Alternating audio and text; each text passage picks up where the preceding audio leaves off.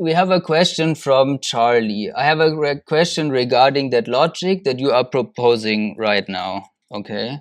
So if I'm offered with a house that is valued like 550 and I can buy it for 480, does that mean that I'm getting less than 100% of loan if I take? Okay, I understand.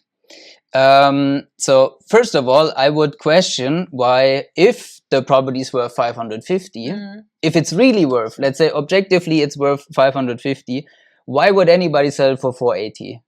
That's first of all question number one. But what we mean with the 100% is, in our system, in the mortgage broker system that is connected to the 700 banks, you have to type in exactly what type of property is it, how many square meters, when was it built, how is it constructed, what is the address, and all that type of stuff.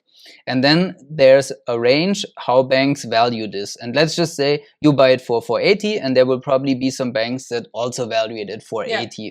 Exactly. And if the bank values it at 480, then you have 100%. And then you can also buy without a down payment. If all banks, like with the Frankfurt one, if you want to buy it for 480, but all banks say, because of the address and the age and how it's constructed and when it was renovated and all that type of stuff, if all banks say it's only worth 350, then you can't buy it for, you can finance maximum 350. Exactly, basically then. Exactly.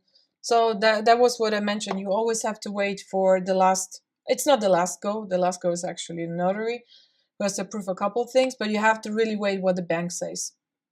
Yeah. And if you're having a difference, then there is something wrong with the price. So be careful on that as well. Yeah, so people always feel that if you made a really good deal, right? That if somebody offers it for 550 and I can buy it for 480, it's a really good deal. Yeah, maybe it is.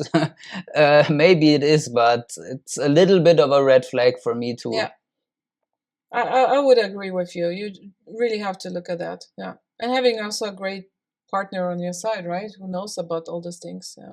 Yeah, for these numbers especially, I would go with a property inspection. So more and more banks want it anyway when you do a mortgage with them, like with this Value AG, right? Is what most of them, they do this anyway, and I think this is a really good idea. I wouldn't buy something for 480 or 550 or whatever it is, and then half a year later you find out somebody painted white over mold or something. Yeah, absolutely, I would do that. Yeah.